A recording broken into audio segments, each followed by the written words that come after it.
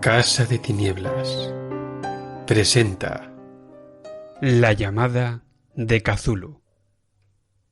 Cabe la posibilidad de que exista algún vestigio de tales poderes o seres colosales, un vestigio de un periodo tremendamente remoto en el que la consciencia se manifestaba, quizás, en formas que se retiraron mucho antes del avance de la marea humana, formas de las que sólo la poesía y las leyendas han conservado un huidizo recuerdo, llamándolas dioses, monstruos y seres míticos de todo tipo y condición. Algernon Blackwood. Encontrado entre los papeles del difunto Francis Wayland Thurston, de Boston. 1. El horror en la arcilla. El hecho más piadoso del mundo, en mi opinión, es la incapacidad de la mente humana de correlacionar todo lo que hay en él. Vivimos en una plácida isla de ignorancia, en medio de negros océanos infinitos, y no estaba escrito que viajáramos lejos. Las ciencias que tratan de abrir nuevos caminos, cada una de ellas en su propia dirección, apenas nos han perjudicado hasta ahora.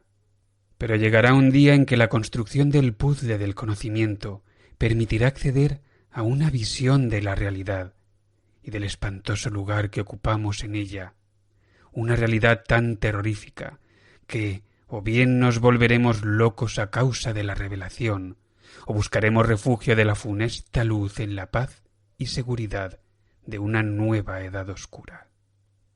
Los teósofos han especulado en torno a la imponente grandiosidad del ciclo cósmico en el que nuestro mundo y la raza humana constituyen incidentes pasajeros. Han hecho insinuaciones sobre extraños vestigios del pasado en términos que podrían helar la sangre si no estuvieran endulzados con un afable optimismo. Pero no es de dichos vestigios de donde provino el único atisbo de eones prohibidos que me llena de inquietud cuando pienso en él y me hace enloquecer cuando sueño con él. Ese atisbo, como todos los pavorosos asomos a la verdad, me llegó fugazmente a partir de una asociación accidental de objetos independientes. En este caso, un viejo artículo de periódico y las notas de un profesor ya fallecido. Espero que nadie más logre hacer esta misma asociación.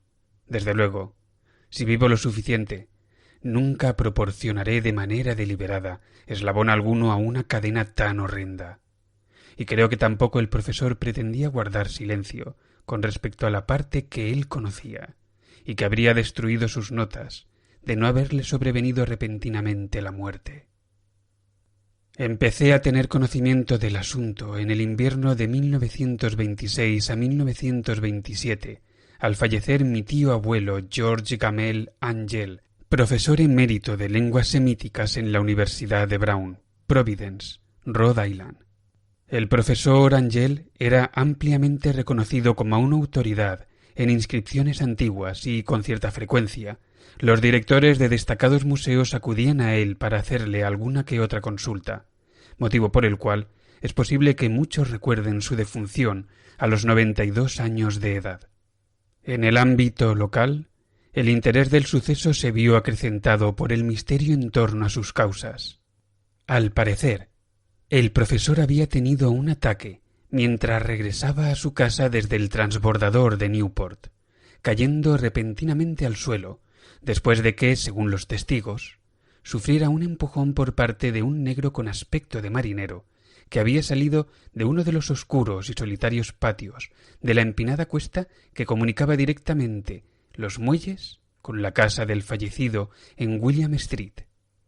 Los médicos no le encontraron ninguna afección visible, pero llegaron a la conclusión, tras debatir en actitud perpleja, que alguna lesión cardíaca desconocida, inducida por el enérgico ascenso en una pendiente tan pronunciada por un hombre tan anciano, había sido la responsable de su final.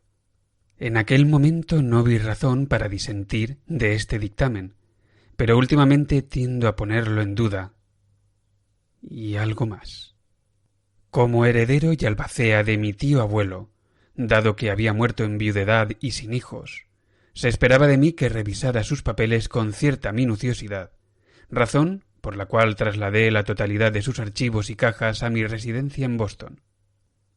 Gran parte del material que puse en relación será después publicado por la Sociedad Arqueológica Estadounidense, pero había una caja que me resultó extremadamente desconcertante y que me sentí muy reacio a enseñar a otros. Estaba cerrada, y no di con la llave hasta que se me ocurrió examinar el llavero hecho por encargo que el profesor llevaba siempre en el bolsillo. Entonces, ciertamente, conseguí abrirla, pero cuando lo hice parecía que había sido sólo para enfrentarme a una barrera mayor y más difícil de salvar, pues ¿cuál era el significado del extraño bajorrelieve en arcilla y de los inconexos apuntes, desvaríos y recortes que encontré? ¿Acaso mi tío abuelo en sus últimos años había empezado a caer en las imposturas más evidentes? Tomé entonces la determinación de buscar al excéntrico escultor responsable de aquel objeto que a todas luces había alterado la tranquilidad de un anciano. El bajorrelieve era un tosco rectángulo con algo más de 2 centímetros de grosor y una superficie de unos 13 por 15 centímetros, obviamente de origen moderno. No obstante, los diseños que presentaba estaban lejos de serlo en su ambiente e impresiones, ya que, si bien las extravagancias del cubismo y el futurismo son numerosas y delirantes, por lo general no reproducen la críptica regularidad que subyace tras la escritura prehistórica. Y desde luego el grueso de aquellos diseños parecía ser algún tipo de escritura, aunque mi memoria, pese a mi gran familiaridad con los papeles y las colecciones de mi tío abuelo, no consiguió identificar ni el más mínimo detalle de aquella variedad concreta, ni tampoco darme siquiera una vaga pista de sus más remotas filiaciones. Sobre estos aparentes jeroglíficos había una figura con un propósito evidentemente pictórico, aunque su ejecución impresionista impedía formarse una idea muy clara de su naturaleza. Parecía tratarse de alguna especie de monstruo o de un símbolo que representaba a uno, con una forma que sólo una mente enferma podría haber concebido. Si digo que mi imaginación un tanto singular evocó imágenes simultáneas de un pulpo, un dragón y una caricatura humana, no estaré siendo infiel al espíritu de la criatura. En ella, una cabeza carnosa y tentaculada coronaba un cuerpo escamoso y grotesco, dotado de unas alas rudimentarias. Pero, con todo, era el aspecto general del conjunto lo que le confería un carácter terriblemente espantoso. También había un vago esbozo de un fondo arquitectónico de dimensiones ciclópeas detrás de la figura. Los escritos que acompañaban esta rareza, aparte de un montón de recortes de prensa, presentaban la caligrafía más reciente del profesor Angell y no pretendían ser ningún dechado en estilo literario. Lo que parecía ser el documento principal tenía como encabezado el sintagma «Secta de Cthulhu», en caracteres concienzudamente mecanografiados para evitar la lectura incorrecta de una palabra tan insólita. El manuscrito estaba dividido en 2 secciones, la primera de las cuales abría con el siguiente título: 1925. Sueño y obra onírica de H. A. Wilcox, Thomas Street, 7, Providence, Rhode Island. Y la segunda, con Relato del inspector John R. Legras, Bienville Street, 121, Nueva Orleans, Luisiana, en la reunión de 1908 de la Sociedad Arqueológica Estadounidense. Notas relacionadas e historia del profesor Webb.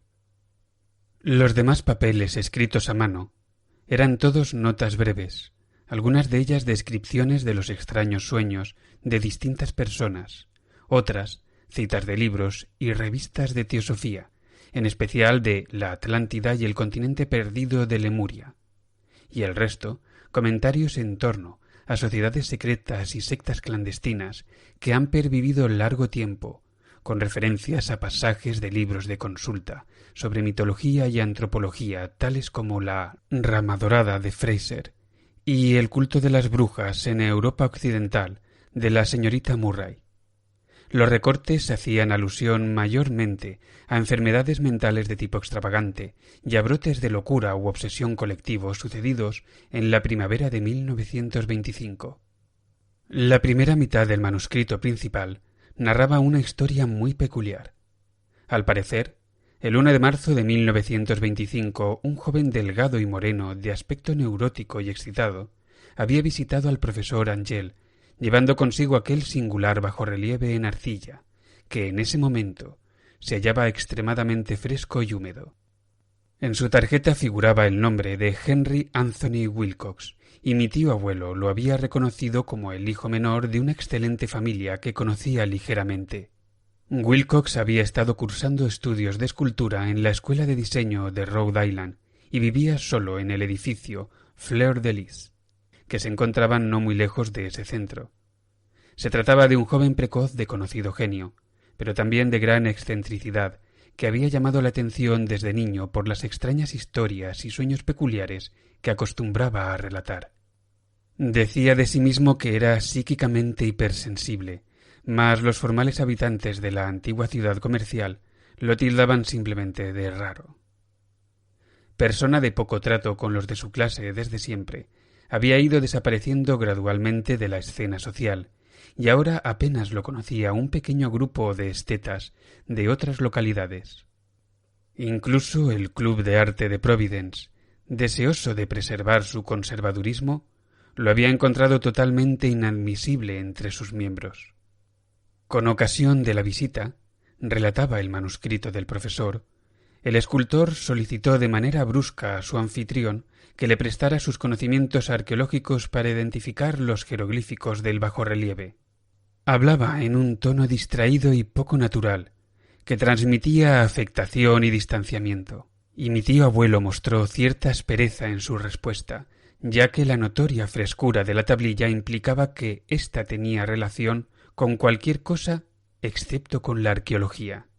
La réplica del joven Wilcox, que causó tal impresión a mi tío que éste la recordó y registró de manera literal en sus notas, fue un estilo fantásticamente poético, que habría de ser la norma de toda su parte en la conversación, y que desde entonces he encontrado tremendamente característico de él. Dijo: «Por supuesto que es nueva, pues la hice anoche mientras soñaba con extrañas ciudades. Y los sueños son más antiguos que la siniestra Tiro o la contemplativa Esfinge o Babilonia y los jardines que la circundaban». Entonces comenzó a referir de manera dilatada aquella historia inconexa que sacó súbito partido de un recuerdo oculto y consiguió despertar un interés febril en mi tío abuelo. La noche anterior se había producido un leve temblor de tierra, el más notable sentido en Nueva Inglaterra en años, y como resultado, la imaginación de Wilcox se había visto profundamente afectada.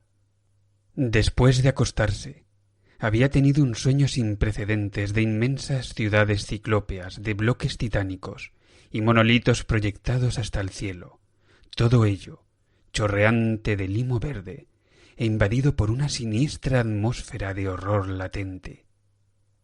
Sus muros y pilares habían estado cubiertos de jeroglíficos y, de algún punto indeterminado en sus profundidades, había surgido una voz que no era una voz, una sensación caótica que sólo la imaginación pudo transmutar en sonido, pero que aun así Wilcox trató de representar verbalmente mediante el fárrago de letras casi impronunciable: Cthulhu Fatagan. Este galimatías fue clave para avivar el recuerdo que agitó y perturbó al profesor Angel.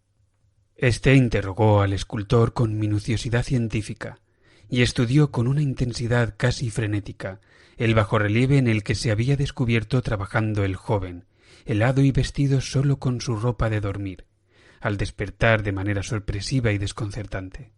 Mi tío abuelo achacó a su edad, me contó Wilcox más tarde, su lentitud a la hora de reconocer tanto los jeroglíficos como el diseño pictórico. Muchas de sus preguntas le parecieron tremendamente fuera de lugar a su visitante, en especial aquellas que trataron de conectar a éste con extrañas sectas o sociedades. y Wilcox no pudo entender las repetidas promesas de silencio que le ofreció a cambio de ser admitido en algún tipo de grupo religioso místico o pagano muy extendido. Cuando el profesor se convenció de que el escultor no sabía realmente nada de ningún culto ni sistema de crípticas creencias, solicitó insistentemente a su visitante que le proporcionara en el futuro descripciones de otros posibles sueños. Esto dio fruto con regularidad, ya que tras la primera entrevista, el manuscrito recoge visitas diarias del joven, durante las cuales detalló asombrosos fragmentos de imágenes nocturnas que siempre tenían como tema recurrente algún terrible paisaje ciclópeo de piedra oscura y goteante, con una voz o inteligencia subterránea que vociferaban monótonamente en enigmáticos impactos sensoriales imposibles de poner por escrito, salvo como acumulaciones de letras sin sentido. Los dos sonidos que se repetían con mayor frecuencia eran los que representaban los caracteres Cthulhu y Rillie. El 23 de marzo, continuaba el manuscrito, Wilcox no se presentó, y las indagaciones en su lugar de residencia revelaron que se había visto afectado por un misterioso tipo de fiebre y que se lo habían llevado al hogar familiar en Waterman Street. Había estado gritando durante la noche, despertando a otros artistas que vivían en el edificio, y desde entonces no había hecho más que alternar entre estados de inconsciencia y delirio. Mi tío abuelo telefoneó de inmediato a la familia, y en adelante estuvo muy atento a la evolución del caso, con frecuentes llamadas a la consulta que el doctor Tovey, quien estaba al cargo según pudo averiguar, tenía en Thayer Street. Al parecer, la febril mente del joven estaba dominada por extrañas visiones obsesivas, y en ocasiones el doctor se estremecía cuando hablaba de ellas. No sólo incluía repeticiones de lo que Wilcox había estado soñando anteriormente, sino que también apuntaban enloquecidamente a una cosa gigantesca que medía kilómetros de alto y caminaba o se movía pesadamente. El joven no describió en detalle este objeto en ningún momento, pero algunas palabras sueltas y agitadas, tal como las repitió el doctor Tovey, convencieron al profesor de que debía ser idéntico a la monstruosidad sin nombre que había intentado retratar con su escultura onírica. La mención de este objeto, añadió el doctor, era el invariable preludio a la caída en un profundo letargo del joven, cuya temperatura, por extraño que parezca, no era mucho más alta de lo normal. No obstante, en todos los demás respectos, su estado general hacía pensar más en una verdadera fiebre que en un trastorno mental. El 2 de abril, en torno a las 3 de la tarde, desapareció súbitamente cualquier rastro del mal que aquejaba a Wilcox. Este se incorporó en su cama, sorprendido de verse en casa y sin idea alguna de lo que le había ocurrido en sueños o en el mundo real desde la noche del 22 de marzo. Una vez que su médico lo declaró en buen estado de salud, regresó a su alojamiento 3 días después, mas el profesor Angell no pudo obtener ninguna otra ayuda de él. Tras su recuperación, no había quedado el menor recuerdo de los extraños sueños que sufría, y al cabo de una semana de irrelevantes e inútiles descripciones de cosas perfectamente normales, mi tío abuelo no siguió registrando sus visiones nocturnas. La primera parte del manuscrito terminaba aquí, pero las referencias a ciertas notas de la desordenada colección me dio mucho en qué pensar. Tanto, de hecho, que sólo el arraigado escepticismo que entonces constituía mi filosofía puede justificar mi continua desconfianza hacia el artista. Las notas en cuestión eran aquellas que describían los sueños de varias personas durante el mismo período en que el joven Wilcox había tenido las extrañas apariciones. Al parecer, mi tío abuelo había iniciado enseguida una serie de investigaciones prodigiosamente extensas entre casi todos los amigos a los que podía preguntar, sin resultar impertinente, en las que les solicitaba informes diarios de sus sueños y las fechas de cualquier visión destacable ocurrida en el pasado reciente. Aparentemente su petición había sido recibida de diversas formas, pero como poco debió de tener más respuestas de las que cualquier hombre corriente habría sido capaz de manejar sin un secretario o secretaria. Esta correspondencia original no se había conservado, pero sus notas constituían un resumen cuidadoso y realmente significativo. Los típicos integrantes de la alta sociedad y el mundo de los negocios, la buena gente de Nueva Inglaterra, como siempre se la había conocido, ofrecieron unos resultados casi completamente negativos. Si bien aparecen casos esporádicos de impresiones nocturnas, de carácter inquietante pero vago, siempre entre el 23 de marzo y el 2 de abril, el período de los delirios del joven Wilcox. Los hombres de ciencia apenas sí se vieron un poco más afectados, aunque 4 casos de descripción imprecisa apuntan a fugaces atisbos de paisajes insólitos, y en uno se menciona un terror a algo anormal. Fue de los artistas y poetas de quienes llegaron las respuestas pertinentes, y estoy seguro de que se habría desatado el pánico si hubieran tenido oportunidad de comparar las notas que les correspondían. En vista de aquello, y a falta de sus cartas originales, sospeché en parte que el recopilador había formulado preguntas capciosas, o que había editado la correspondencia a fin de corroborar lo que él había decidido inconscientemente que quería ver. Este es el motivo de que yo siguiera teniendo la impresión de que Wilcox, al tanto de algún modo de la antigua información que ya poseía mi abuelo, se había estado aprovechando del veterano científico. Aquellas respuestas de los estetas contaban una historia perturbadora. Entre el 28 de febrero y el 2 de abril, una gran parte de ellos había soñado cosas tremendamente extrañas, con una intensidad infinitamente mayor durante el período del delirio del escultor.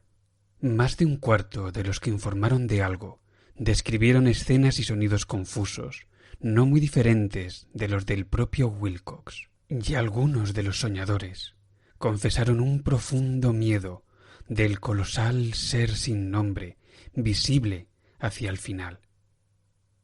Uno de los casos, cuya nota describe con énfasis, fue sumamente triste.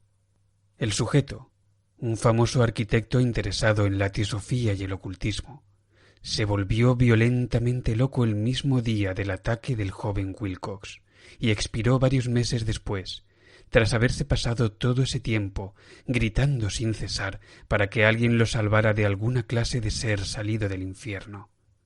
Si mi tío abuelo se hubiera referido a estos casos por su nombre en vez de simplemente por número, habría intentado corroborarlos e investigarlos personalmente. Pero dadas las circunstancias, sólo conseguí localizar unos pocos. Todos estos, no obstante, confirmaron completamente lo dicho en las notas. Muchas veces me he preguntado si todas las personas que fueron objeto del interrogatorio del profesor se sintieron tan desconcertados por él como este grupo. Creo que es bueno que nunca vaya a llegarles ninguna explicación al respecto. Los recortes de prensa, como ya he apuntado, mencionaban casos de pánico, obsesiones y excentricidad durante el período citado. El profesor Angel debía de haber empleado los servicios de una agencia para recortar los fragmentos de artículos, ya que su número era inmenso y las fuentes procedían de todas partes del globo. Uno, por ejemplo, describía un suicidio nocturno en Londres, donde una persona que había estado durmiendo sola se había tirado por una ventana tras emitir un grito espantoso. Otro era una carta larga y farragosa al editor de un periódico sudamericano, en la que un fanático pronosticaba un terrible futuro a partir de unas visiones que había tenido. Un despacho enviado desde California por un corresponsal describe una colonia teosófica, diciendo que todos sus miembros visten túnicas blancas a la espera de alguna clase de gloriosa culminación, que nunca llega, en tanto que ciertos artículos de la India hablan con cautela de una fuerte agitación entre la población nativa a finales de marzo. En Haití se multiplican las orgías vudú y puestos avanzados del África informan de rumores que presagian cosas terribles. En torno al mismo periodo, oficiales estadounidenses destinados en Filipinas tienen altercados con ciertas tribus molestas y algunos policías de Nueva York sufren el ataque de una turba histérica de inmigrantes del Mediterráneo oriental la noche del 22 al 23 de marzo. También al oeste de Irlanda cunden rumores y leyendas absurdos, y un pintor fantástico llamado Ardoise Bonnot cuelga en el Salón de Primavera de París de 1926 un blasfemo paisaje onírico. Y los problemas registrados en manicomios son tan numerosos que sólo un milagro puede haber evitado que la comunidad médica advirtiese extraños paralelismos y extrajera conclusiones desconcertantes. Un inquietante montón de recortes, a fin de cuentas. Y a día de hoy apenas soy capaz de concebir el insensible racionalismo con el que los desestimé. Pero entonces estaba convencido de que el joven Wilcox tenía conocimiento del antiguo asunto mencionado por el profesor. 2. El relato del inspector Legras. El antiguo asunto que había hecho que mi tío concediera tanta importancia al sueño y el bajorrelieve del escultor constituía el tema de la segunda mitad de su largo manuscrito. Ya en una ocasión anterior, al parecer, el profesor Angel había visto el diabólico contorno de la monstruosidad sin nombre, cavilado acerca de los jeroglíficos desconocidos, y oído las funestas sílabas que sólo pueden representarse como Cthulhu. Y todo esto en conexión con algo tan desasosegante y horrible que no es de extrañar que persiguiera al joven Wilcox con preguntas y requerimientos de información. La experiencia previa había tenido lugar en 1908, 17 años antes, cuando la Sociedad Arqueológica Estadounidense celebraba su reunión anual en San Luis. El profesor Angel, como correspondía a alguien con su autoridad y logros, había tenido un papel destacado en todas las deliberaciones, y fue uno de los primeros en ser abordados por los diversos desconocidos que aprovecharon la convocatoria para solicitar respuesta a ciertas preguntas y soluciones expertas a determinados problemas. El principal de estos desconocidos, que pronto copó el interés de todos los asistentes a la reunión, era un hombre de mediana edad y aspecto corriente, que había hecho un largo viaje desde Nueva Orleans para obtener cierta información especial, imposible de conseguir, a través de ninguna fuente local. Se llamaba John Raymond Legras y era inspector de policía de profesión. Consigo traía el objeto de su visita, una estatuilla de piedra grotesca, repulsiva y aparentemente muy antigua, cuyo origen era incapaz de determinar. No debe suponerse por ello que el inspector Legras albergara el más mínimo interés por la arqueología. Por el contrario, su deseo de hallar explicaciones lo habían suscitado causas puramente profesionales. La estatuilla, ídolo, fetiche o lo que fuera, había sido confiscada algunos meses antes en los boscosos pantanos al sur de Nueva Orleans durante una redada contra una supuesta reunión vudú. Y tan singulares y espantosos eran los ritos relacionados con ella, que la policía se dio cuenta en el acto de que habían dado con una siniestra secta de la que nada sabían. De su origen, aparte de las historias erráticas e increíbles que habían logrado arrancarles a los miembros de la secta detenidos, fue imposible descubrir absolutamente nada. De ahí el afán de la policía por obtener cualquier información sobre antigüedades que pudieran ayudarles a identificar aquel horrendo símbolo y a través de él seguir la pista de la secta hasta su origen. El inspector Legras no estaba ni mucho menos preparado para la sensación que causó su ejemplar. Un vistazo había bastado para sumir a los hombres de ciencia allí reunidos en un estado de tensa excitación, y éstos se arremolinaron de inmediato a su alrededor para contemplar la figurilla, cuya total extrañeza y aura de antigüedad verdaderamente abismal sugería de manera tan intensa visiones no reveladas del pasado arcaico. Ninguna escuela de escultura reconocida había animado aquel terrible objeto, y pese a todo, su deslustrada y verduzca superficie de piedra inidentificable parecía haber acumulado las huellas del paso de cientos o incluso miles de años.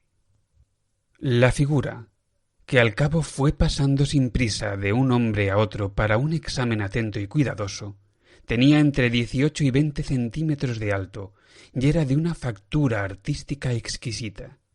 Representaba un monstruo de líneas vagamente antropoides, pero con una cabeza similar a un pulpo, cuya cara era una masa de tentáculos, un cuerpo lleno de escamas y de aspecto gomoso, garras prodigiosas en las patas traseras y delanteras, y alas largas y estrechas a la espalda. Aquella cosa, que parecía imbuida de una malignidad terrible y antinatural, presentaba una corpulencia un tanto abotargada y se encontraba diabólicamente agazapada sobre un bloque o pedestal rectangular cubierto de caracteres indescifrables. Las puntas de las alas tocaban el borde posterior del bloque, cuyo centro ocupaba el trasero del ser, mientras que las garras alargadas y curvas de las encogidas patas traseras aferraban el borde frontal y se extendían un cuarto de la altura del pedestal bajando hacia su base. La cabeza cefalópoda estaba inclinada hacia adelante de tal modo que los extremos de los tentáculos faciales rozaban el dorso de las enormes garras delanteras que asían las elevadas rodillas de la acuclillada figura. Su aspecto general resultaba anormalmente realista y más sutilmente aterrador si cabe por el absoluto desconocimiento de su origen. Su vasta, sobrecogedora e incalculable antigüedad no admitía duda alguna, y sin embargo no parecía guardar la más mínima relación con ningún tipo conocido de arte perteneciente a los albores de la civilización, ni con ninguna otra época de hecho. Absolutamente única y diferente a todo, hasta el mismo material con el que estaba hecho constituía un misterio, pues la piedra de color negro verduzco y aspecto jabonoso con motas y estrías doradas o iridiscentes no se parecía a nada clasificado por la geología o la mineralogía. Los caracteres que rodeaban la base eran igualmente desconcertantes, y ninguno de los miembros presentes de la sociedad, pese a estar representada allí la mitad de los expertos mundiales en aquel campo, fue capaz de formarse la menor idea, ni siquiera de su parentesco lingüístico más remoto.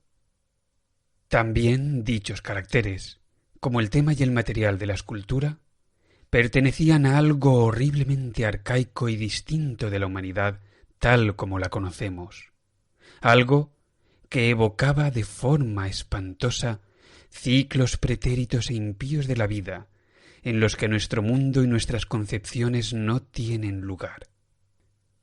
Y con todo, mientras los científicos meneaban uno por uno sus cabezas y se confesaban derrotados por el problema del inspector, había un hombre en aquella reunión que creyó advertir una ligera y extraña familiaridad en la forma monstruosa y en la escritura, y que pasado un breve rato contó con cierta timidez la rara anécdota que conocía.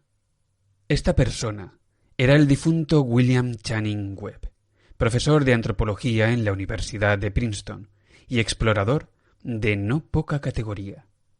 El profesor Webb había participado 48 años antes en una expedición por Groenlandia e Islandia en busca de unas inscripciones rúnicas con las que no logró dar, y durante su estancia en las montañas de la costa oeste de Groenlandia se había topado con una singular tribu o grupo religioso de esquimales degenerados, cuyo culto, una curiosa forma de adoración al diablo, le heló la sangre por su carácter deliberadamente sanguinario y repulsivo. Era una fe de la que otros esquimales sabían poco y que mencionaban sólo entre escalofríos, diciendo que había surgido en eones horriblemente antiguos, antes incluso de la creación del mundo. Además de ceremonias inenarrables y de sacrificios humanos, realizaban ciertos ritos extraños, transmitidos de generación en generación, y dirigidos a un archidemonio o tornasuk antiquísimo, y de ellos el profesor Webb había tomado una esmerada transcripción fonética por boca de un viejo angelok o sacerdote hechicero, expresando los sonidos por medio del alfabeto latino, lo mejor que supo. Pero lo que ahora resultaba más relevante era el fetiche que la tribu tenía como posesión más preciada, y alrededor del cual danzaban cuando la aurora boreal brincaba en el cielo sobre los acantilados helados. Se trataba, declaró el profesor, de un bajorrelieve de piedra burdamente tallado, que contenía una figura horripilante y una críptica inscripción, y hasta donde él podía decir, era un tosco paralelo en todas sus características fundamentales de la bestial estatuilla que se encontraba ahora frente a los asistentes al encuentro. Esta información, recibida con tensa expectación y estupor por la concurrencia, resultó doblemente emocionante para el inspector Legras, quien comenzó de inmediato a asediar a su fuente con preguntas. Dado que había observado y copiado un cántico ritual de los adoradores del pantano detenidos por sus hombres, suplicó al profesor que tratara de recordar lo mejor que pudiera las sílabas anotadas entre los esquimales diabolistas. Después tuvo lugar una exhaustiva comparación de detalles y un instante de silencio verdaderamente sobrecogido, cuando el detective y el científico se mostraron de acuerdo en que había una frase prácticamente idéntica que aquellos dos ritos infernales, separados por tantos miles de kilómetros, compartían. Lo que, en esencia, tanto los hechiceros esquimales como los sacerdotes del pantano de Luisiana habían cantado a sus ídolos afines, era algo muy parecido a esto. Fingluí, Minguanafa, Cazulu, Rilie, Buganagal, Fatagan. Legras tenía cierta ventaja sobre el profesor Webb, ya que varios de los arrestados le habían repetido lo que los viejos celebrantes les habían explicado que significaban las palabras. El texto anterior, tal como aparece aquí, venía a decir más o menos lo siguiente. En su morada de Rilie, Cthulhu sueña sin vida mientras espera. Y entonces, en respuesta a una apremiante petición general, el inspector Legras relató con el mayor grado de detalle que le fue posible su experiencia con los adoradores del pantano, contando una historia a la que vi que mi tío abuelo había atribuido una honda importancia. Parecía salida de los sueños más fantásticos de un creador de mitos o un teósofo, y revelaba un grado sorprendente de imaginación cósmica entre el tipo de mestizos y parias de los que menos cabría esperarla.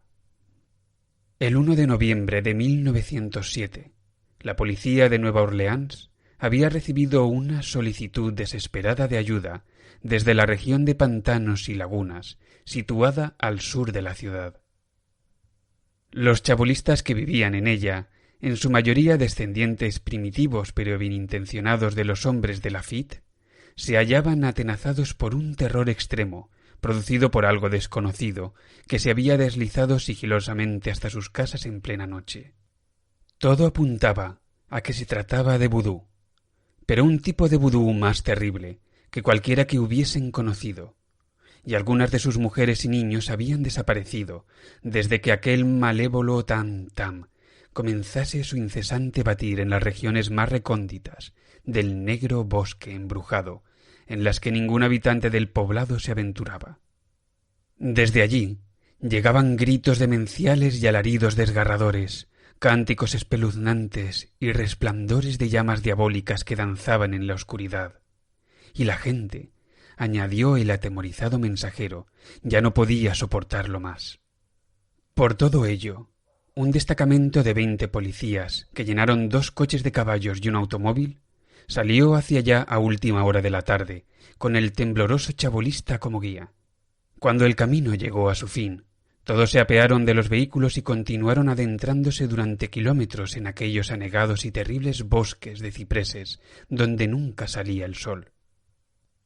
Feas raíces y malignas sogas colgantes de musgo español los acosaban, y de vez en cuando un montón de piedras húmedas o los restos de una tapia en desmoronamiento intensificaban mediante su insinuación de asentamientos malsanos en el lugar una atmósfera de abatimiento que cada árbol deforme y cada islote fungoso contribuía a generar.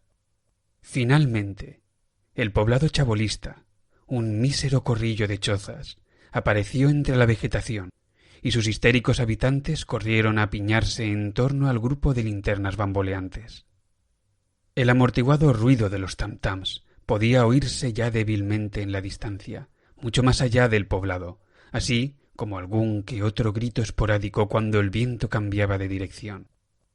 También se filtraba a través de la pálida maleza un brillo rojizo que parecía nacer al final de interminables y boscosas avenidas sumidas en la noche.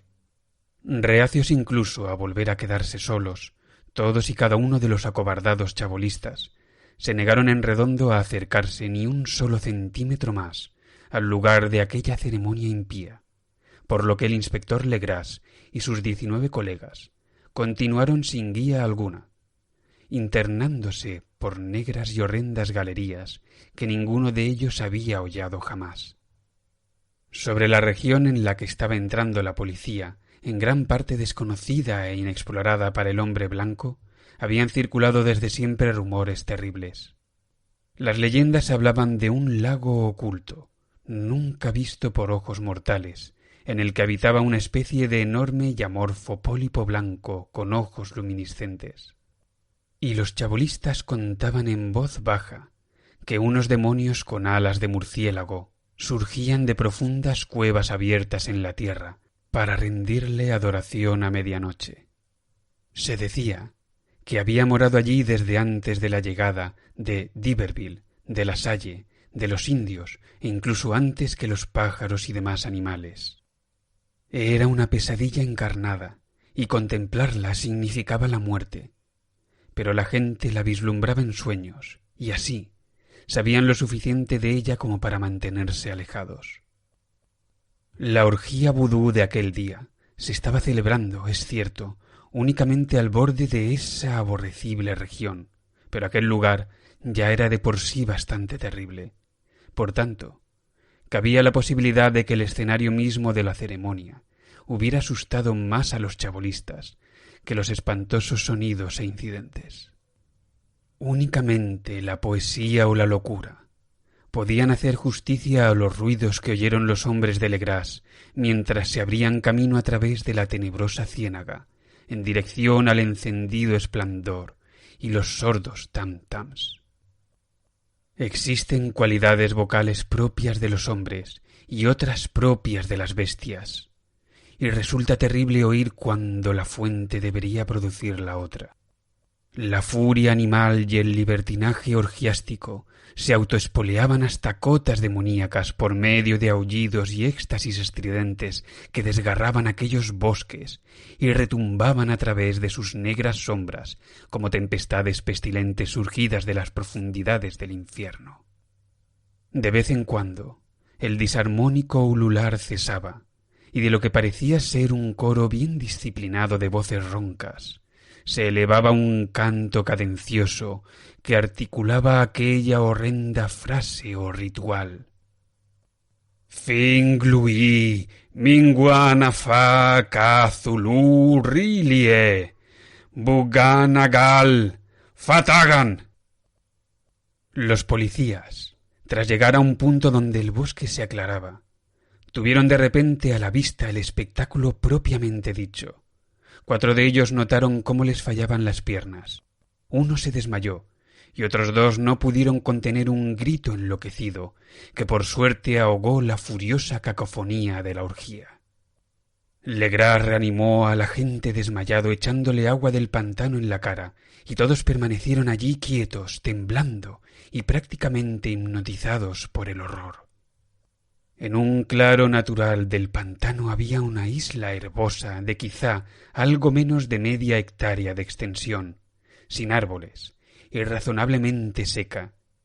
En ella brincaba y se retorcía en aquel momento una horda de aberraciones humanas de difícil descripción, que nadie, salvo un Saim o un Angarola, sería capaz de retratar. Estos engendros híbridos, que se hallaban completamente desnudos, estaban rebuznando, bramando y contorsionándose alrededor de una hoguera con forma de anillo, en cuyo centro, revelado por huecos ocasionales de la cortina de llamas, se alzaba un gran monolito granítico de unos 2,5 metros de altura, sobre el que descansaba incongruente en su diminutez la abominable estatuilla. De un amplio círculo de 10 cadalsos con horcas levantados a intervalos regulares en torno al monolito circundado de llamas, colgaban boca abajo los cuerpos, violenta y extrañamente desfigurados, de los desvalidos chabolistas que habían desaparecido. Era dentro de este círculo donde el corro de adoradores saltaba y vociferaba, desplazándose de izquierda a derecha en una incesante bacanal entre el anillo de cuerpos y el anillo de fuego. Puede que sólo fuera la imaginación, o tal vez sólo ecos, lo que indujo a creer a uno de los policías, un hispano de temperamento nervioso, que había oído unas respuestas antifonales al ritual desde algún punto lejano y no iluminado, más al interior del horrendo bosque del que hablan las antiguas leyendas. Con este hombre, Joseph de Gálvez, me reuní posteriormente para hacerle algunas preguntas, y resultó ser inquietantemente imaginativo. Llegó a insinuar incluso que había escuchado un batir de grandes alas, apenas perceptible, y divisado unos ojos brillantes y una descomunal mole blanca más allá de los árboles lejanos. Pero supongo que simplemente había prestado demasiada atención a las supersticiones locales. En realidad, la parálisis horrorizada de los agentes fue relativamente breve. El deber era lo primero, y aunque debía de haber casi 100 adoradores mestizos en la muchedumbre, la policía confió en la ventaja de sus armas de fuego y se lanzó con decisión al interior de aquella nauseabunda concurrencia. Durante los 5 minutos siguientes, el tumulto y el caos resultante fue indescriptible. Hubo golpes brutales, disparos y huidas, pero al final, Legras alcanzó a contar unos 47 detenidos con cara de pocos amigos, a los que obligó a vestirse apresuradamente y formar en una línea entre 2 filas de policías. 5 de los adoradores yacían muertos en el suelo, y otros 2 gravemente heridos fueron trasladados sobre camillas improvisadas por sus futuros compañeros de celda. El ídolo, en lo alto del monolito, naturalmente, fue retirado con cuidado y transportado personalmente por Legras hasta la jefatura de policía.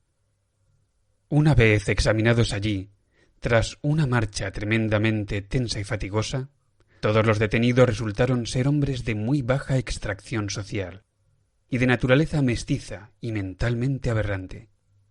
La mayoría eran marineros, y unos cuantos negros y mulatos, mayormente antillanos y caboverdianos de la isla de Brava, aportaban un matiz buduista a la heterogénea secta.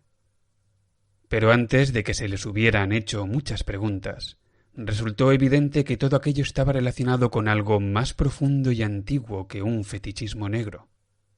Pese a su degeneración e ignorancia, aquellos individuos se mantuvieron sorprendente y sólidamente unidos en la idea central de su execrable culto. Adoraban, según decían, a los primigenios, que habían vivido eras antes de que existiese el hombre y llegado a nuestro entonces joven mundo desde las estrellas. Esos primigenios habían desaparecido en las profundidades de la tierra y bajo las aguas del océano.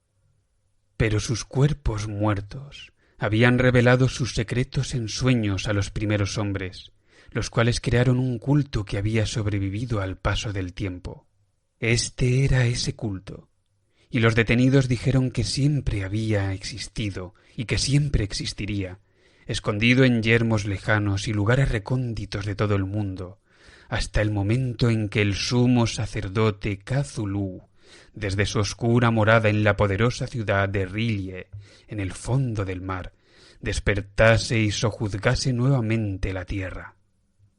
Un día él los llamaría, cuando las estrellas fueran propicias, y la secta secreta estaría siempre a la espera, lista para liberarlo.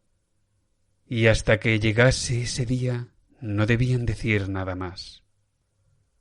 Había un secreto que ni siquiera la tortura podría arrancarles.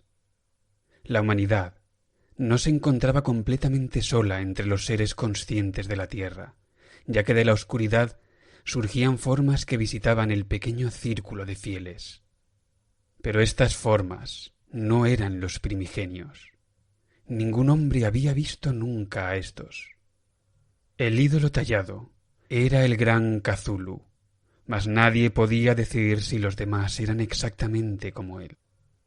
Ya nadie sabía leer las viejas inscripciones, pero los conocimientos se transmitían de palabra. El canto ritual no era el secreto. Este nunca se pronunciaba en voz alta, tan solo en leves susurros. El canto decía simplemente: en su morada de R'lyeh, Cthulhu sueña sin vida mientras espera. Solo 2 de los detenidos fueron considerados lo suficientemente cuerdos como para colgarlos.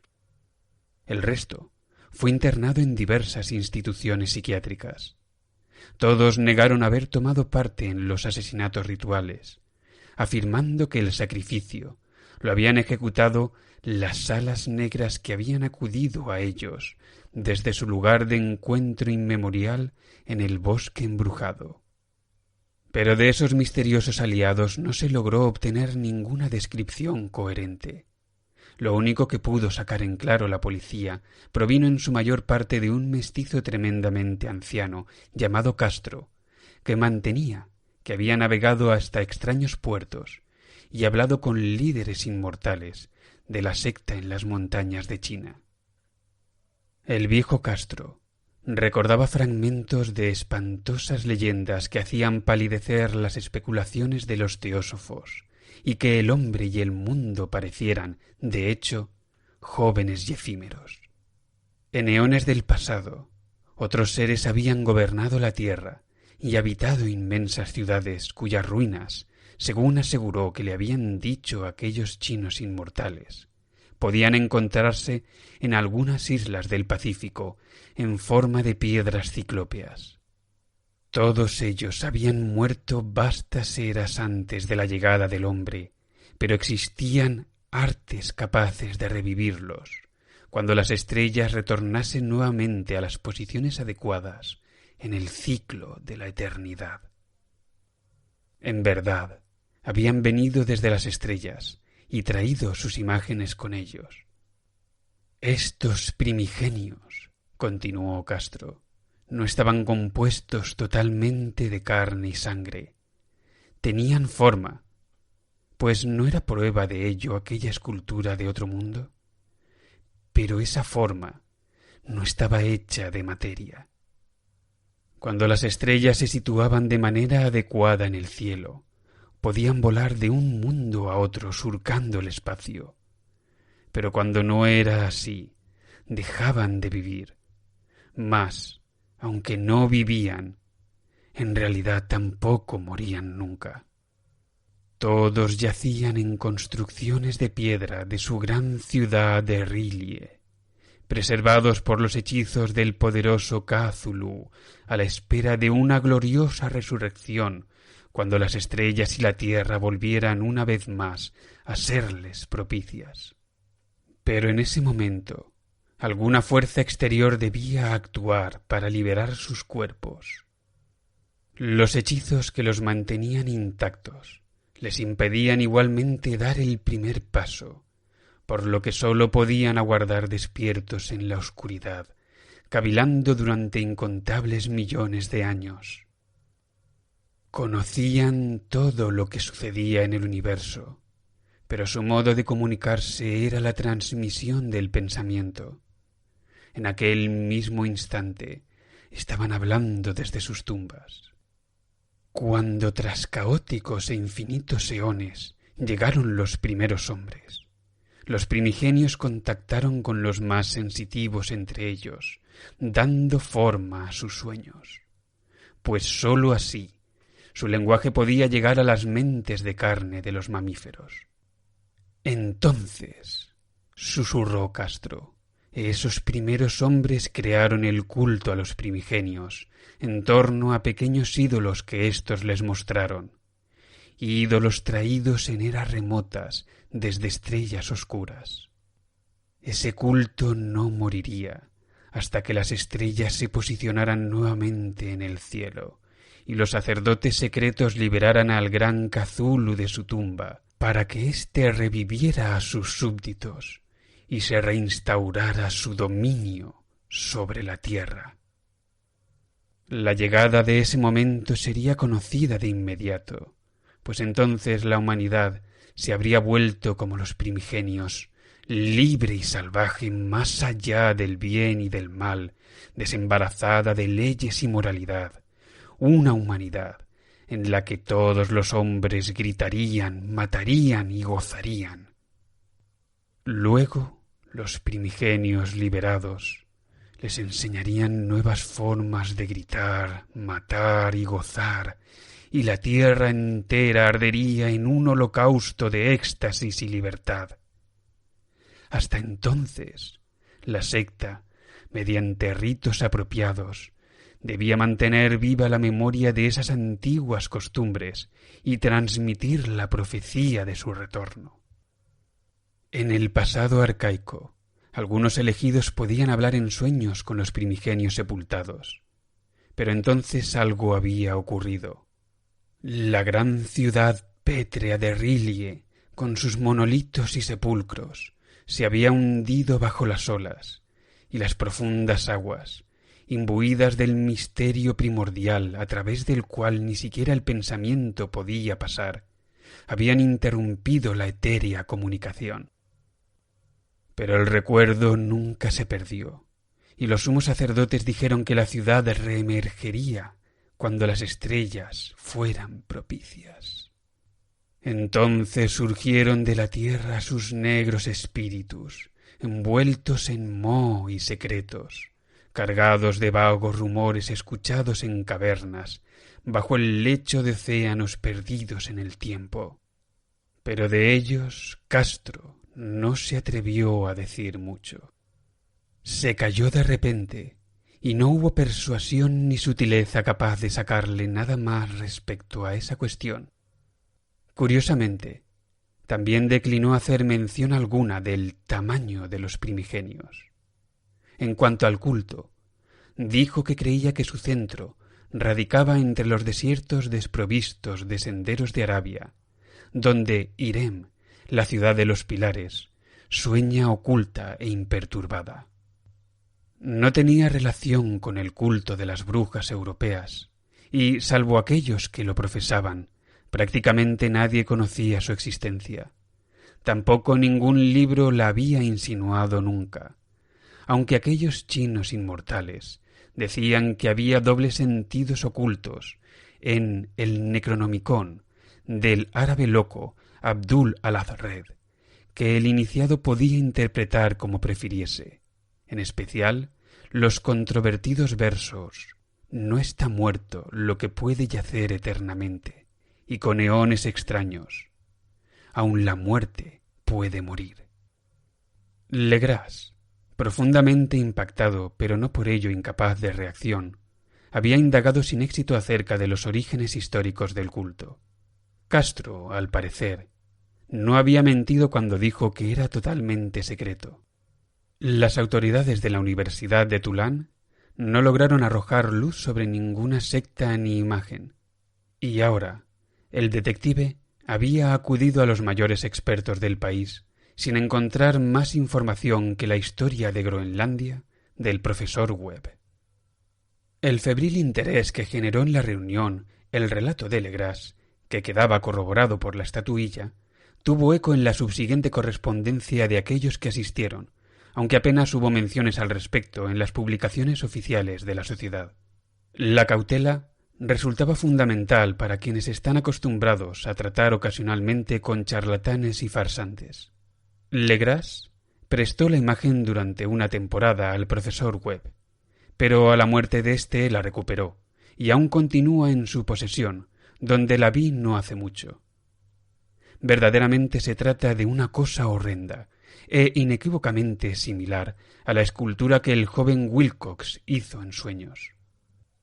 No me sorprendía que la historia del escultor hubiera excitado a mi tío abuelo, pues ¿qué ideas deben venirle a uno a la cabeza tras conocer lo que Legras había descubierto de la secta? Al saber de un joven de gran sensibilidad que no sólo había soñado con la figura y los mismos jeroglíficos de la imagen encontrada en el pantano y de la tablilla demoníaca de Groenlandia, sino que también había escuchado en sus sueños al menos 3 de las palabras exactas de la fórmula pronunciada tanto por los esquimales diabolistas como por los mestizos de Luisiana. El inicio inmediato por parte del profesor Angel de una investigación llevada con el máximo rigor resultaba de lo más natural en aquellas circunstancias. Si bien yo sospechaba en el fondo que el joven Wilcox había descubierto el culto por alguna vía indirecta, y se había inventado una serie de sueños para acrecentar el misterio y darle continuidad a costa de mi tío abuelo. Es cierto que las historias oníricas y los recortes reunidos por el profesor constituían una fuerte corroboración de todo el asunto, pero la extravagancia de este último y mi mentalidad racionalista me llevaron a adoptar las conclusiones que creí más sensatas. De modo que, tras examinar a fondo el manuscrito una vez más y correlacionar las notas teosóficas y antropológicas con la narración de Legras acerca de la secta, viajé a Providence a fin de verme con el escultor y darle la reprimenda que me parecía de justicia por abusar con semejante atrevimiento de un docto anciano. Wilcox vivía aún en el edificio Fleur de Lis de Thomas Street, una horrorosa imitación victoriana de la arquitectura bretona del siglo XVII, que exhibe ostentosamente su fachada de estuco entre las hermosísimas casas coloniales de la vieja colina y a la sombra misma del campanario georgiano más elegante de toda Norteamérica. Lo encontré trabajando en sus habitaciones, y al momento reconocí, en vista de las obras que por allí había diseminadas, que su genio era sin duda profundo y auténtico. Creo que en el futuro se oirá hablar de él como uno de los grandes decadentes, ya que ha cristalizado en arcilla y algún día reflejará en mármol las pesadillas y fantasías que Arthur Machen evoca en prosa y Clark Ashton Smith plasma en verso y pintura. El escultor, moreno, frágil y un tanto descuidado en aspecto, giró lánguidamente la cabeza al oír mi llamada a la puerta y me preguntó sin levantarse de la silla por el motivo de mi visita. Cuando le dije quién era, mostró algo de interés, pues mi tío abuelo había suscitado su curiosidad al investigar sus extraños sueños, aunque nunca hubiese explicado la razón del estudio.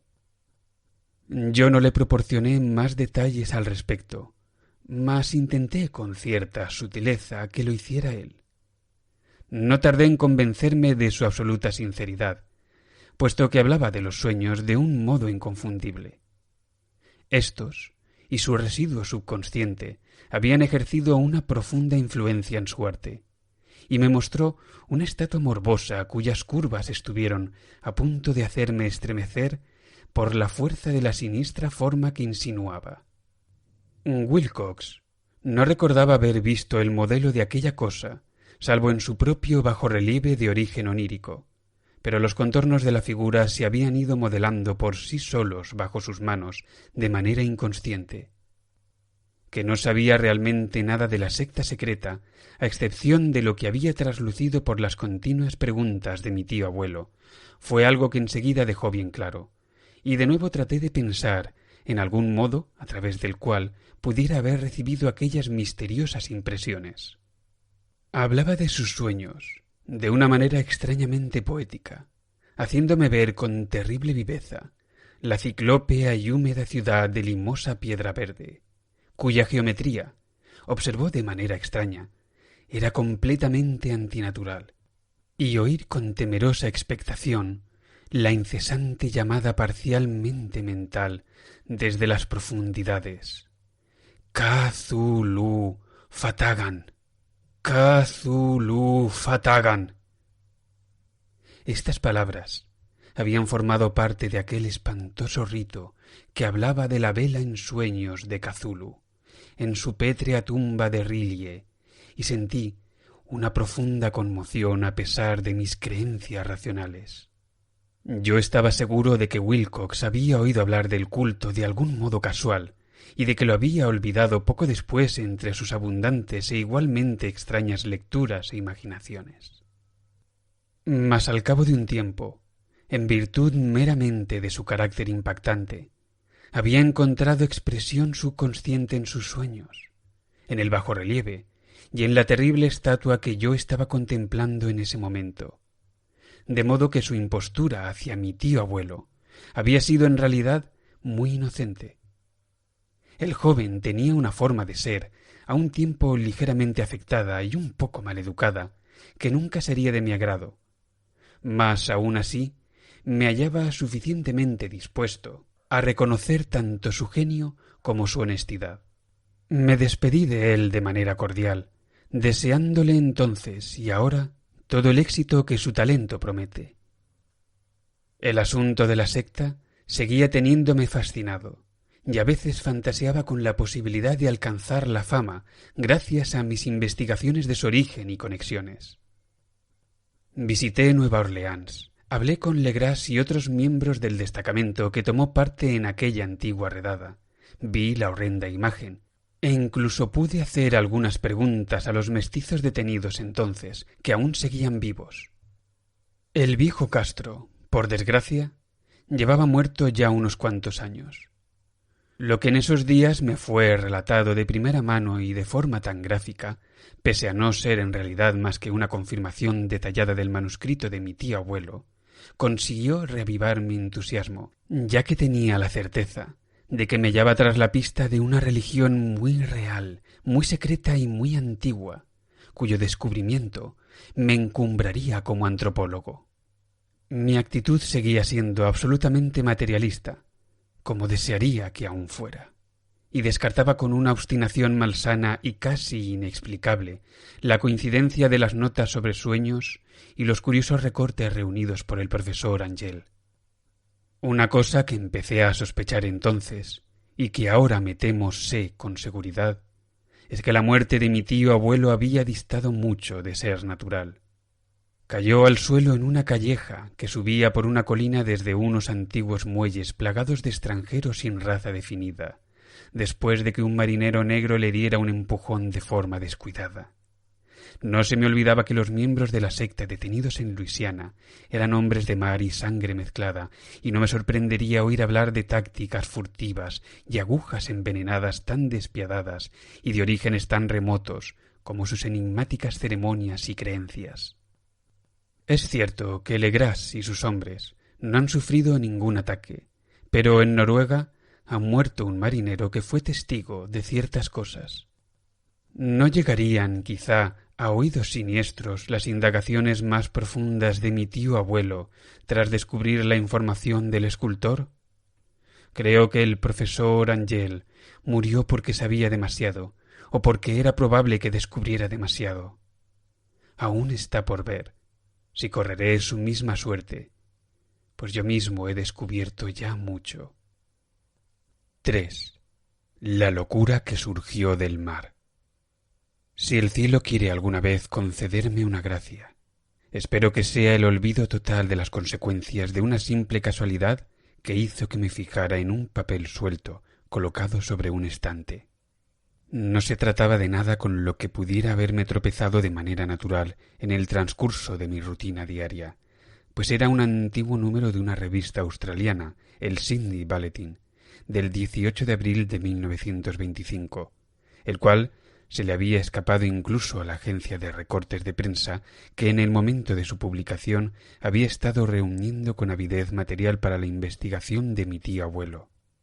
Por entonces yo ya había abandonado en gran parte mis pesquisas sobre lo que el profesor Angel denominaba la secta de Cthulhu, y estaba visitando a un amigo de gran cultura y erudición en Paterson, Nueva Jersey, que era conservador de un museo local y un destacado mineralogista.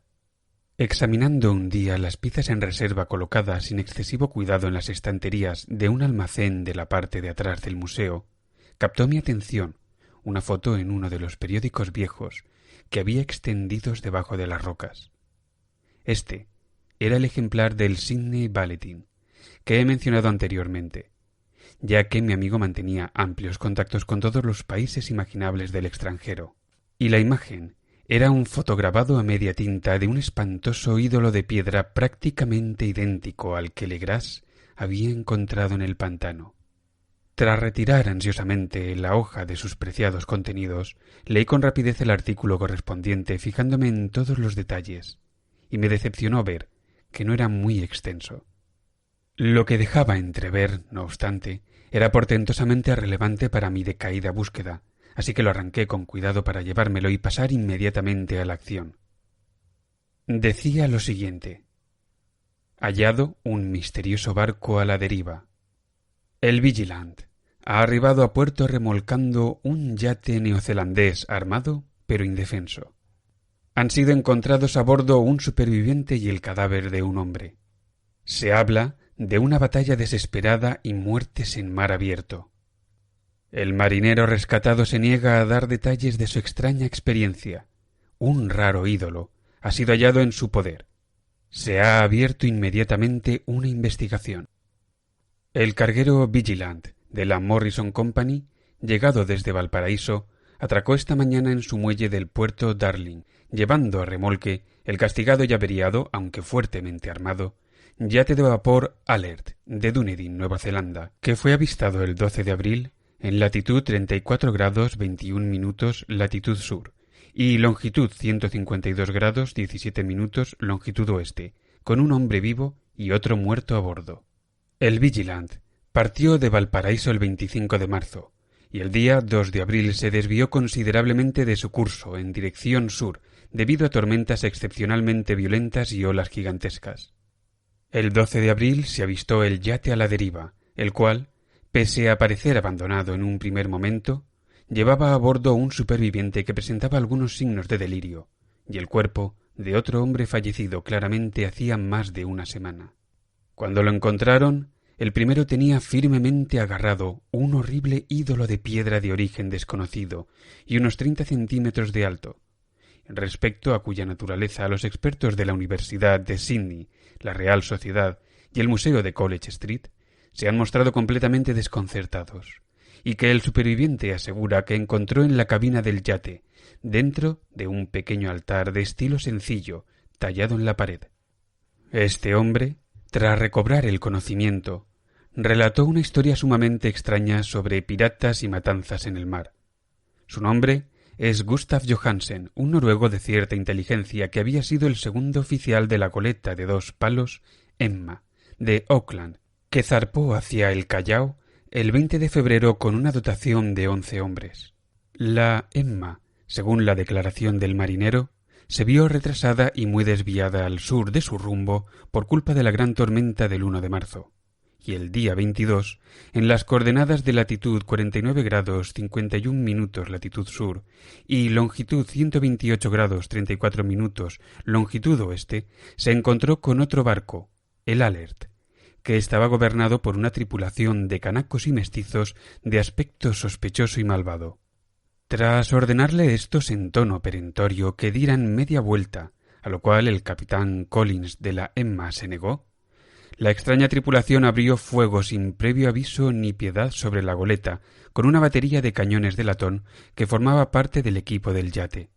Los hombres de la Emma presentaron batalla, afirma el superviviente, y, aunque la goleta comenzó a hundirse a causa de los impactos bajo su línea de flotación, lograron virar la nave hasta colocarse en paralelo a su enemigo y abordarlo, tras lo cual entablaron una pelea en la cubierta del yate con sus violentos tripulantes, cuyo número era ligeramente superior al suyo, y acabaron viéndose obligados a matarlos a todos, debido a su forma particularmente vil y desesperada, aunque bastante torpe, de luchar. En el ataque murieron 3 de los hombres de la Emma, entre ellos el capitán Collins y el primer oficial Green, y los 8 supervivientes procedieron, bajo el mando del segundo oficial Johansen, a tomar el mando del yate capturado. Continuado en su dirección original para ver si había existido algún motivo para que les ordenaran volver por donde habían venido. Y según parece, al día siguiente avistaron un islote en el que luego desembarcaron, aunque se desconocía la existencia de ninguno en esa zona del océano, y, de algún modo, 6 de los hombres que tomaron tierra murieron allí.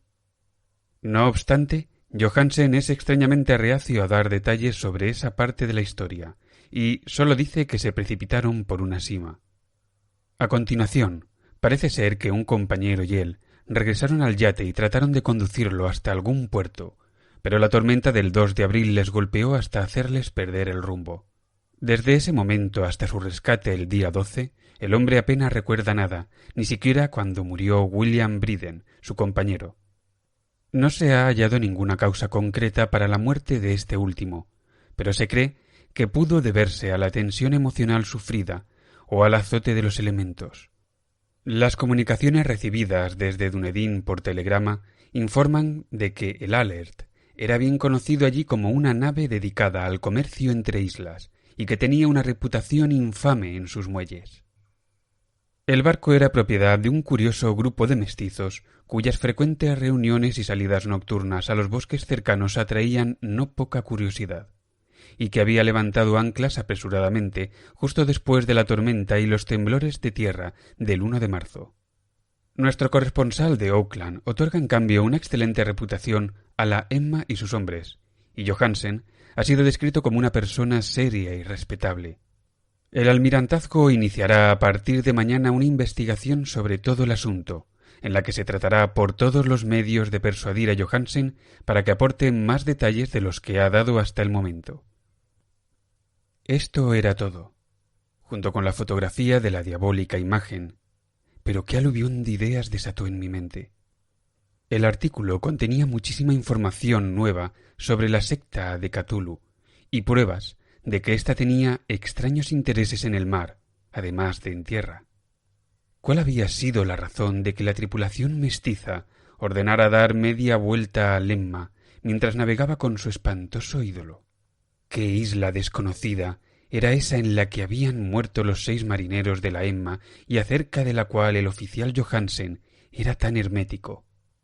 ¿Qué había sacado a la luz la investigación del vicealmirantazgo y qué se sabía de la perniciosa secta en Dunedin? Y, lo más asombroso de todo, ¿a qué se debía aquella profunda y algo más que natural conexión de fechas que confería una relevancia maligna y ahora innegable a las diversas peripecias tan cuidadosamente anotadas por mi tío abuelo? El 1 de marzo, nuestro 28 de febrero, de acuerdo con la línea internacional de cambio de fecha, se había producido el terremoto y la tormenta. En Dunedin, el Alert y su desagradable tripulación se habían hecho a la mar a toda prisa, como si hubieran escuchado una imperiosa llamada, y en el lado opuesto de la tierra, poetas y artistas habían comenzado a soñar con una insólita, fría y húmeda ciudad ciclópea, mientras un joven escultor modelaba sonámbulo la forma del aterrador Cthulhu. El 23 de marzo, los tripulantes de la Emma tomaron tierra en una isla ignota y dejaron allí a 6 de los suyos muertos. Y en esa misma fecha, los sueños de ciertas personas especialmente sensibles adquirieron mayor intensidad y se ensombrecieron con el terror derivado de la amenazante persecución de un monstruo gigante, al tiempo que un arquitecto se volvía loco y un escultor empezaba repentinamente a delirar. ¿Y qué decir de esa tormenta del 2 de abril, la fecha en que cesaron todos los sueños sobre la ciudad chorreante y Wilcox escapó indemne de las garras de su extraña fiebre?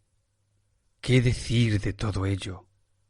Y de esas alusiones del viejo Castro a los ahora hundidos primigenios, nacidos entre las estrellas, y su cercano reino, sus fieles seguidores y su control sobre los sueños. ¿Acaso estaba peligrosamente cerca de descubrir horrores cósmicos insoportables para el hombre?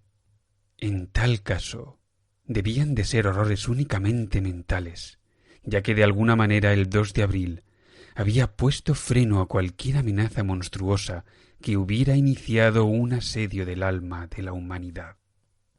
Esa misma tarde, tras un día de apresurados envíos de telegramas y preparativos, me despedí de mi anfitrión y cogí un tren para San Francisco. Menos de un mes después, me encontraba en Dunedin, donde, a pesar de todo, no pudieron darme mucha información sobre los extraños miembros de la secta de Cthulhu que habían matado el tiempo en las antiguas tabernas del puerto. La escoria abundaba demasiado en los muelles, como para que nadie destacara, aunque sí que escuché algunos comentarios vagos sobre un viaje que aquellos mestizos habían hecho tierra adentro, durante el cual se oyó un débil rumor de tambores y se observaron unas hogueras rojas en las lejanas colinas de los alrededores. En Auckland me enteré de que Johansen había regresado de un interrogatorio somero e inconcluyente en Sídney, con su antes rubio cabello totalmente blanco, y que a continuación había vendido su casita en West Street y tomado un barco junto con su esposa para establecerse de nuevo en su antigua residencia de Oslo. De su impactante experiencia no contó a sus amigos más de lo que ya había contado a los funcionarios del almirantazgo, y lo único que aquellos pudieron hacer por mí fue darme su dirección en Oslo. Luego viajé a Sídney y hablé inútilmente con marineros y miembros del tribunal del vicealmirantazgo. Vi el Alert, que había sido vendido y se utilizaba ya como nave comercial en los muelles de Circular Quay, en la cala de Sídney, pero no logré sacar nada de su mole indiferente. La imagen agazapada de cabeza cefalópoda, cuerpo de dragón, alas escamosas y pedestal con jeroglíficos se conservaba en el Museo de Hyde Park, donde tuve ocasión de examinarla con detenimiento y durante largo tiempo, y me pareció una pieza de una factura artística torvamente exquisita, con el mismo carácter absolutamente enigmático, la misma terrible antigüedad y el mismo material extrañamente ultraterreno que había observado en el ejemplar de menor tamaño de Legras. A los geólogos, me contó el conservador del centro, les había parecido un misterio colosal, ya que juraban que no había en todo el mundo una roca como aquella. Entonces me vino a la mente con un estremecimiento lo que el viejo Castro había contado a Legras acerca de los primigenios. Habían venido desde las estrellas y traído sus imágenes con ellos. Conmocionado por la ruptura de mis esquemas mentales como nunca había conocido, decidí visitar entonces al oficial Johansen en Oslo. Tras navegar hasta Londres, reembarqué de inmediato con rumbo a la capital noruega, y un día de otoño llegué a los cuidados embarcaderos a la sombra del Egeberg. La dirección de Johansen, descubrí, se hallaba en la ciudad vieja del rey Harold Hardrada, que mantuvo vivo el nombre de Oslo durante los siglos que el conjunto de la ciudad se hizo llamar cristiana. Realicé el breve viaje hasta la casa en taxi y llamé con el corazón palpitante a la puerta de un pulcro y antiguo edificio de fachada enlucida. Acudió a responder una mujer vestida de negro y de semblante triste, y sentí una punzada de decepción cuando me comunicó en un inglés vacilante que Gustav Johansen había muerto. No había sobrevivido a su regreso, me explicó su mujer, ya que las experiencias que había tenido en el mar en 1925 habían destrozado su salud. No le había contado nada que no hubiera dicho ya al resto de la gente, pero había dejado un largo manuscrito con cuestiones técnicas, según había dicho, escrito en inglés, al objeto claramente de protegerla del peligro de una lectura casual. Al parecer, mientras paseaba por un estrecho callejón cerca del puerto de Gotemburgo, un fajo de papeles lanzado por la ventana de un ático le cayó encima, tirándole al suelo. 2 marineros lascares le ayudaron inmediatamente a levantarse, pero murió antes de que la ambulancia pudiera llegar al lugar. Los médicos no hallaron ninguna explicación aceptable para su fallecimiento y lo achacaron a un problema cardíaco y una constitución debilitada. Sentí entonces, royéndome las entrañas, ese terror siniestro que ya nunca me abandonará hasta que también yo esté descansando en paz, accidentalmente o por otra causa. Tras convencer a la viuda de que mi relación con las cuestiones técnicas de su marido eran suficiente motivo para hacerme el legítimo depositario de su manuscrito, me llevé el documento conmigo y comencé a leerlo en el barco a Londres. Era un relato farragoso y poco elaborado, el cándido intento de un marinero de escribir un diario post facto, y se esforzaba en reconstruir día a día aquel último y terrible viaje. Me siento incapaz de transcribirlo literalmente, con toda su turbidez y redundancia, pero expondré lo fundamental del texto, hasta conseguir que se entienda al menos por qué el sonido del agua rozando los costados del barco se me hizo tan insoportable que tuve que meterme algodón en los oídos. Johansen, gracias a Dios, no estaba al tanto de todo lo que yo sé, aunque él vio la ciudad y aquella cosa. Pero tengo la certeza de que nunca volveré a dormir tranquilo cuando pienso en los horrores que me rodean continuamente a espaldas de la vida en el tiempo y el espacio, y en esas blasfemias impías procedentes de estrellas primordiales que sueñan bajo el mar, con el conocimiento y el apoyo de una secta de pesadilla, ansiosamente dispuesta a desatarlas sobre el mundo, en el momento en que otro terremoto haga emerger de nuevo al sol y al aire su monstruosa ciudad de piedra. El viaje de Johansen había comenzado tal como éste había relatado al vicealmirantazgo. La Emma, en lastre, había zarpado desde Auckland el 20 de febrero y sufrido el embate de aquella tempestad de origen sísmico que debía de haber elevado desde el fondo del mar los horrores que invadieron los sueños de algunos hombres. Tras recuperar el control de la nave, ésta avanzó a buen ritmo hasta que el 22 de marzo recibió el alto del Alert, y el pesar del oficial era perceptible en la descripción que hacía de su cañoneo y hundimiento. En cuanto a los diabólicos sectarios de tez morena a bordo del Alert, habla de ellos con un horror considerable. Tenían algo particularmente abominable, que hacía que su destrucción casi pareciera un deber, y Johansen da francas muestras de asombro ante las acusaciones de crueldad que se formularon en contra de sus compañeros durante las diligencias de la comisión de investigación. Posteriormente, tras verse empujados por la curiosidad a seguir avanzando en el yate apresado con Johansen al mando, los hombres avistan un gran pilar de piedra que parece surgido del mar, y en el punto 49 grados 9 minutos de latitud sur y 126 grados 43 minutos de longitud oeste, encuentran de pronto una costa compuesta de tierra húmeda, fango y sillares ciclópeos cubiertos de algas, que no pueden ser más que la sustancia tangible del horror supremo de la tierra, la cadavérica ciudad de pesadilla de Rillie que construyeron en eones prehistóricos las gigantescas y repulsivas formas que llegaron a nuestro mundo desde las oscuras estrellas. Allí yacía el gran Cthulhu y sus hordas, ocultos en verdosas criptas invadidas del limo y enviando al fin, tras ciclos incalculables, los pensamientos que extendían el miedo por los sueños de los más sensibles y llamaban imperiosamente a los fieles a un peregrinaje de liberación y restauración de su poder. Johansen no sospechaba nada de todo esto, pero Dios sabe que pronto vio más que suficiente. Supongo que sólo una única cima, la horripilante ciudadela coronada por un monolito en la que se hallaba enterrado el gran Cthulhu, llegó realmente a elevarse sobre las aguas. Cuando pienso en todo lo que puede estar gestándose allá abajo, casi me entran deseos de acabar inmediatamente con mi vida.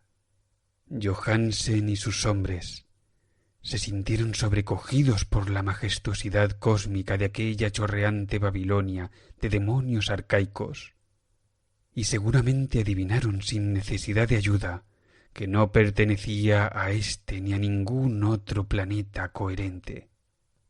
El temor reverencial ante el increíble tamaño de los bloques de piedra verduzca, la vertiginosa altura del enorme monolito tallado y la turbadora identidad de las colosales estatuas y de los bajorrelieves con la extraña imagen hallada en el altar del Alert es angustiosamente palpable en cada línea de la asustada descripción del oficial.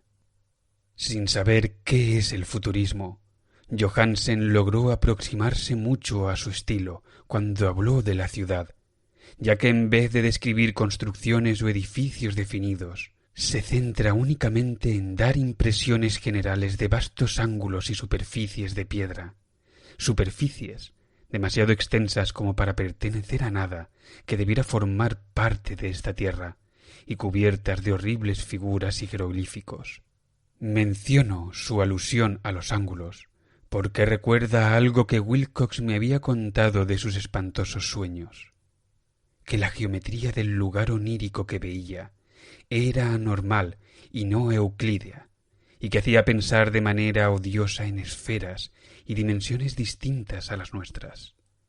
Y ahora, un marinero inculto tenía exactamente las mismas sensaciones al contemplar la terrible realidad.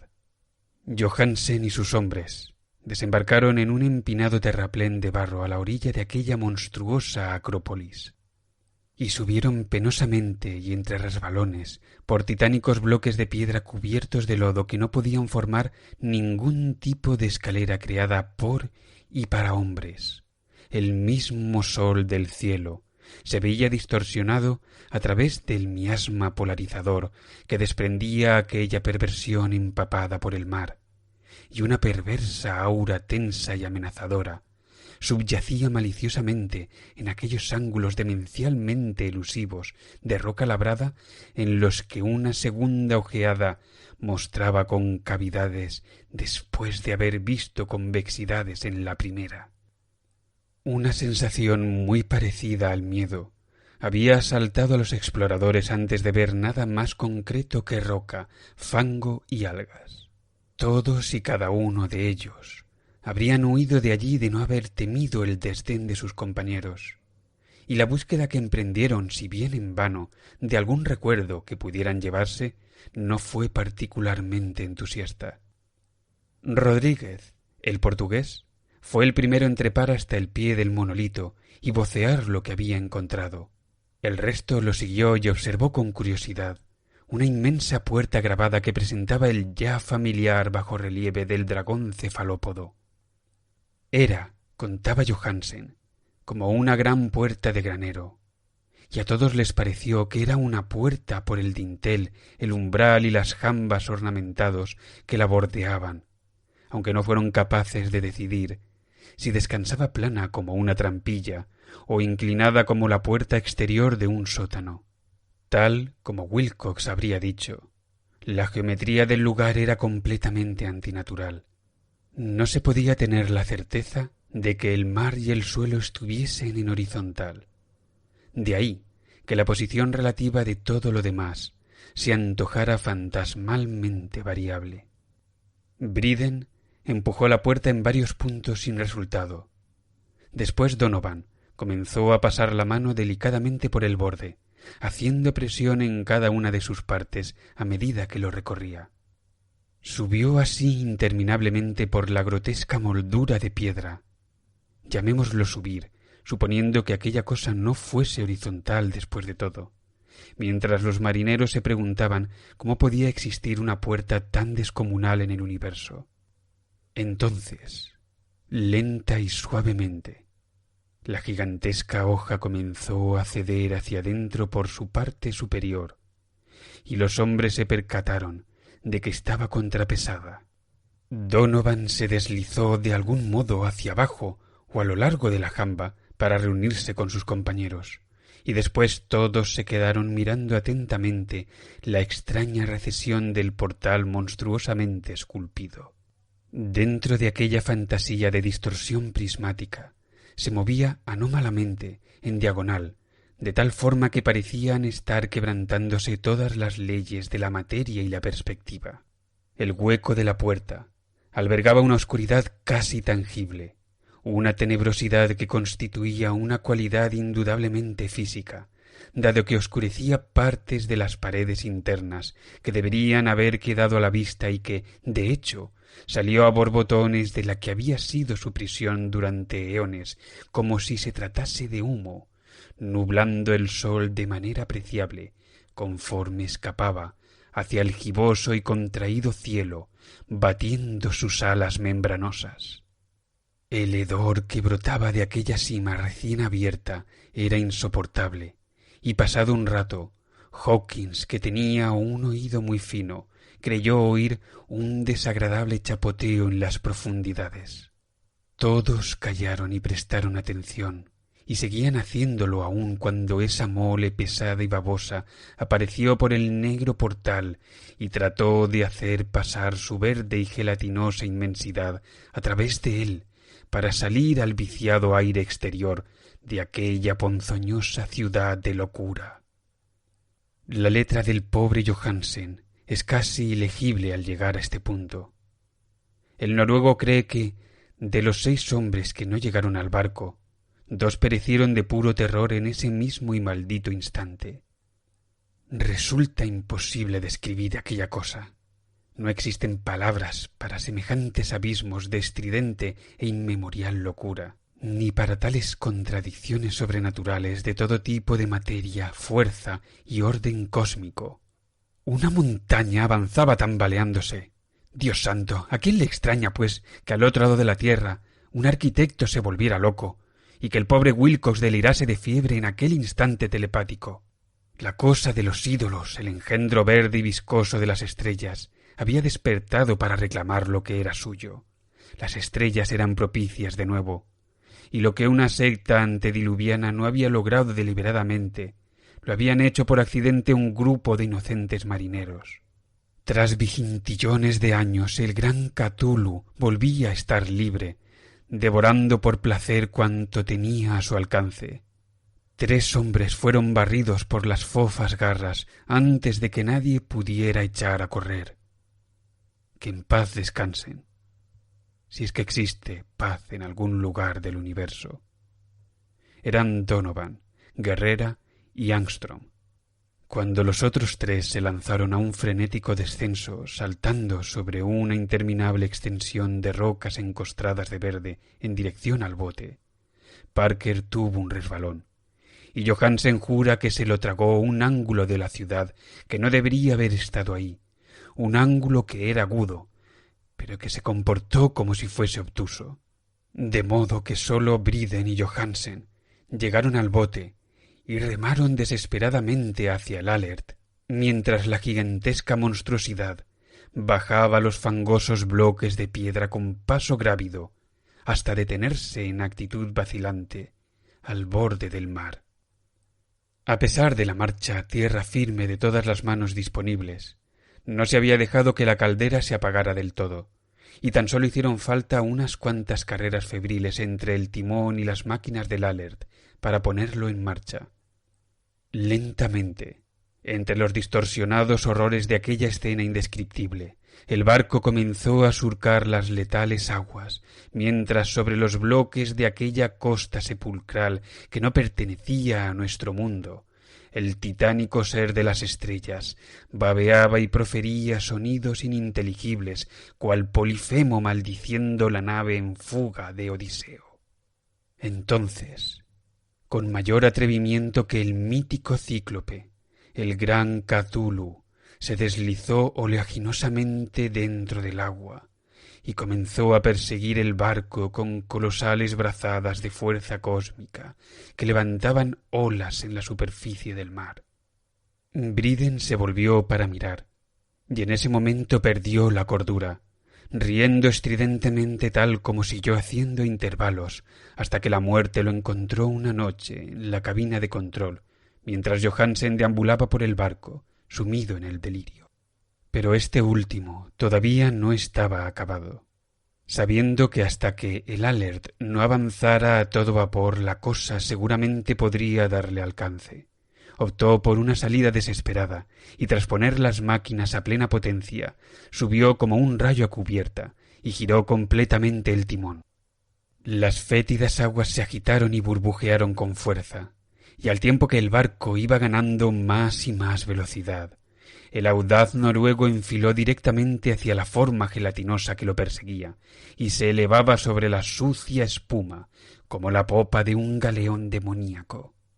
La espantosa cabeza cefalópoda de ávidos tentáculos se aproximó hasta prácticamente tocar el bauprés del recio yate, pero Johansen siguió adelante sin aflojar un ápice el ritmo. Hubo un estallido como el de una vejiga reventada, una lluvia pseudolíquida de inmundicia como el de un pez luna hendido en canal, una pestilencia como la de 1000 tumbas abiertas y un sonido que el cronista se negó a describir. Por un instante el barco se vio envuelto en una acre y cegadora nube verde, y después algo bulló venenosamente en la popa del barco donde, Dios del cielo, la dispersa plasticidad de aquel innombrable engendro del espacio estaba recomponiéndose brumosamente en su abominable forma original, mientras la distancia a ésta aumentaba a cada segundo conforme el Alert ganaba impulso por la creciente presión de sus calderas. Eso fue todo. Después de aquello, lo único que hizo Johansen fue cavilar sobre el ídolo hallado en la cabina y ocuparse de procurar algo de comer para sí mismo y el maníaco risueño que viajaba con él.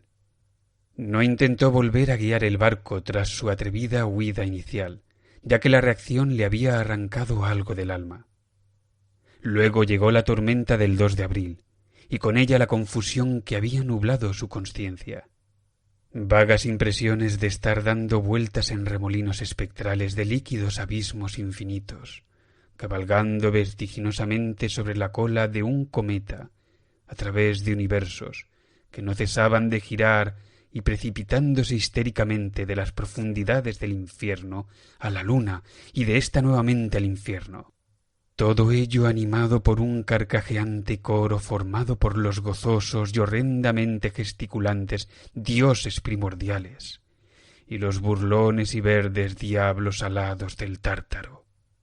Y desde más allá de ese sueño llegó el rescate, el Vigilant, el tribunal del vicealmirantazgo, las calles de Dunedin y el largo viaje de regreso a su antigua casa junto al Eggberg. No podía contar lo que sabía, pues lo creerían loco. Lo dejaría todo por escrito antes de que le llegara la muerte, pero su mujer no debía averiguar nada. Morir sería una bendición sólo si así morían también sus recuerdos. Ese fue el documento que leí, y que ya he depositado en la caja de hojalata, al lado del bajorrelieve y los papeles del profesor Angel. Y junto con ellos irá esta crónica, esta prueba de la cordura que aún conservo, en la que se relacionan una serie de hechos que espero nadie vuelva a relacionar nunca. He contemplado todo el horror que el universo es capaz de albergar, y en adelante incluso los cielos primaverales y las flores de verano serán un veneno para mí.